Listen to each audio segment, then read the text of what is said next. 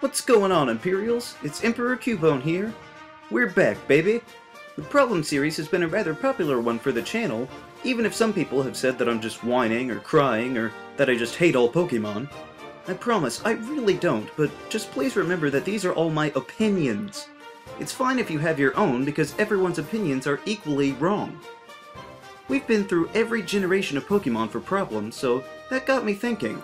What about actual problems for the regions themselves? So, here are my top 6 Pokémon problems for the Kanto region. Number 6. The Sevi Islands. The Kanto region is iconic to anyone who got into Pokémon when it first came out. It was beautifully displayed in the television show, and then the show moved on to the Orange Islands. While the experience was somewhat different, it was quite refreshing.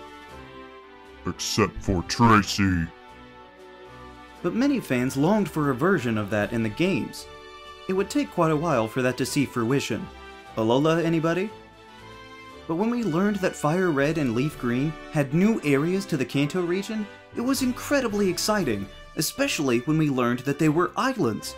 They did it! They really did it! They were opening up the world just like they did in the show. Kind of. The Sevi Islands are not like the Orange Islands. They don't have any gyms. In fact, they don't really seem to have any sort of distinct culture of their own. They're mostly just a collection of warehouses that are too far apart from each other. You can't even fly there from the main map. How far out from the mainland is this place anyway? Sure, they put Moltres out there on Mount Ember, but they should have done that for all the birds like they did in the second movie. Really, the only reason that they had these islands was to cram in the rest of the Johto Pokémon so they would be available in the 3rd generation games. But they easily could have just hopped the border if that's all they wanted to do.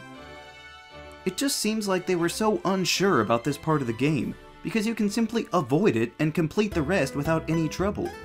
They are noticeably absent from the Kanto portion of Heart Gold and Soul Silver. The Sevi Islands are a boring and unfulfilling addition to the Kanto region, and even if the only thing they changed was to name it the Orange Islands, the nostalgia alone would have been an improvement. Number 5. No crime control. Look, I know all the evil teams are out of control, but Kanto is the one that started this trend, so I'm giving them all the grief. Team Rocket seems to function better than the government does, being able to casually take over a powerful corporation whenever they want. We see cops in the game, but outside of quartering off a stale crime scene, there's absolutely no measures taken to prevent these blatant acts of extremely well-organized crime. Team Rocket runs a casino completely unopposed and has a barely hidden base underneath. And they desecrate the final resting place of dozens of Pokémon without any repercussions. Their boss is one of the toughest gym leaders in the entire region. Not even the real mob is that powerful and influential. That you know of. Okay. I better stop before I end up sleeping with the corpfishes. But the fact remains, Team Rocket was taken down by one single trainer, and while that may make them seem inept, it only furthers to show that literally nobody had ever tried to oppose them before. That is either an inspiring bit of laziness or a seriously frightening level of secret corruption. Number 4. Deceptive size. Kanto has a number of interesting cities to play through, with different gyms and other challenges to engage the player. The game is designed to give a good balance between tasks in civilized portions of the region and exploration in the wild. However, the problem arises once you've actually been everywhere. Once all the paths are opened up to you, you realize that a lot of these places are really close together. Like, way too close.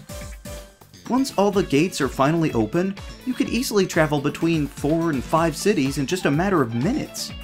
You could easily knock out 4 gyms in one afternoon.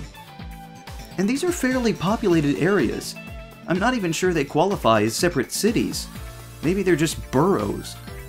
It just seems unnecessary to pad the content of your game to make it seem longer when you can literally just fix that by changing the map.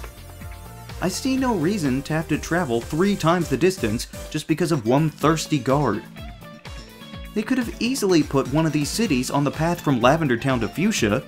That would have been more realistic and divided up the monotony of having to trudge through that huge corner of the map.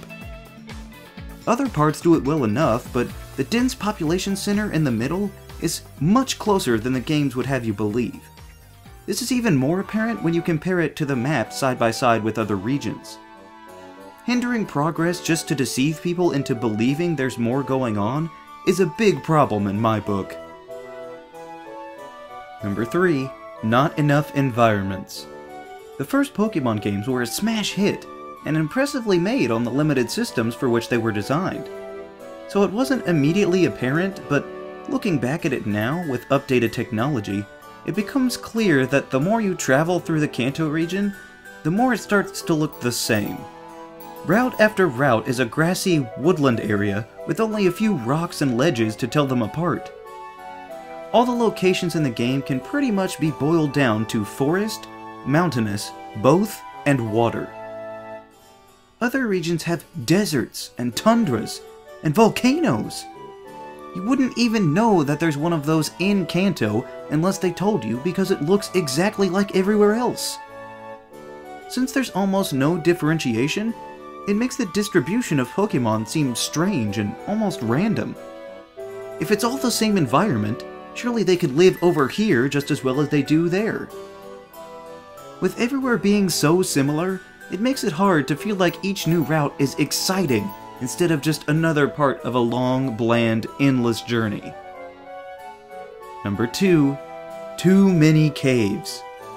With so few environments from which to choose, it's only natural that they try and change it up as much as they can. I understand their reasoning behind it, but this simply alternating between two forms of terrain does not give you diversity. The problem isn't the caves themselves, but just how they were designed to behave. When you're in the wild, there are paths and tall grass. If you go in the grass, you can encounter wild Pokémon. However, in caves, there are no paths, so everywhere acts like you were in tall grass.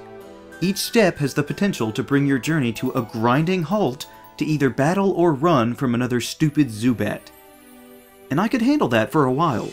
Mount Moon is an interesting change of pace, but I'm always glad to get to the other side. Then you can visibly watch my crest fall as I'm forced not only through Diglett's cave, but also through the excruciating rock tunnel. And it's made even worse when you have to waste a move slot, or worse, a whole party member, just to have Flash. Don't even get me started on the Seafoam Islands or Cerulean Cave. If you want all the legendaries, you'll have to trudge through cave after smelly, dank cave, consistently being assaulted by wild Pokémon that you've already caught way too many of. Kanto also started the unfortunate trend of Victory Road being just one massive cave. I understand that that's the choice they made, but that doesn't have to be the standard. They've done better in recent generations, but still rely much too heavily on the cave aesthetic. There are other ways of testing a trainer besides their patience. They had Viridian Forest, and that was pretty cool. Why couldn't there be more forested areas and fewer caves? You know, like the real world. Do you know how many times the only way I could get to my destination has been through a cave? I'll give you a hint. None. A world with more caves than forests is as terrifying as it is annoying. Number 1. No access to all evolutions. The Kanto region is one of the most abundant in terms of sheer numbers of Pokémon. There are a number of unique Pokémon in the Kanto region that have many diverse evolutions. However, many more pocket monsters have other evolutions that they can't access while in the Kanto region.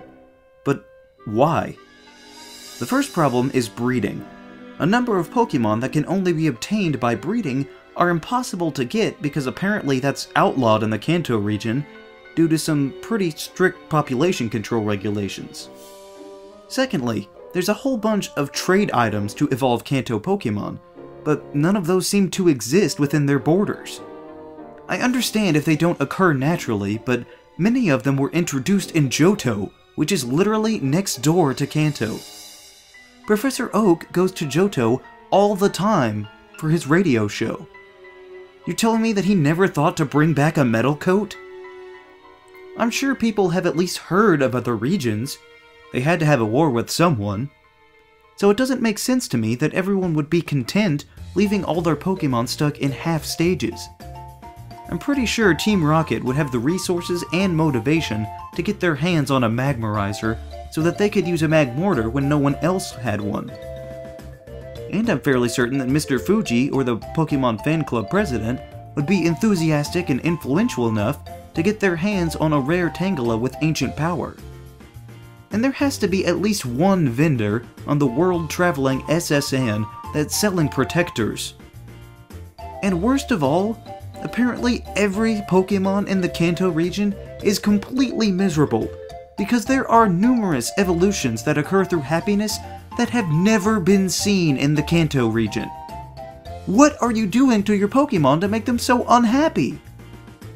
The only one that kind of makes sense is the location-based evolutions, which goes along with the lack of diverse environments in Kanto. Simply put, while they tried their best to make sense of these arbitrary additions to existing Pokemon, in the actual universe of the games, it just gives the Kanto region so many more problems. So, those are my problems with the Kanto region. Which regional problems do you have? Let me know down in the comments. Also be sure to leave a like, share this video, and subscribe so that you too can become an Imperial today.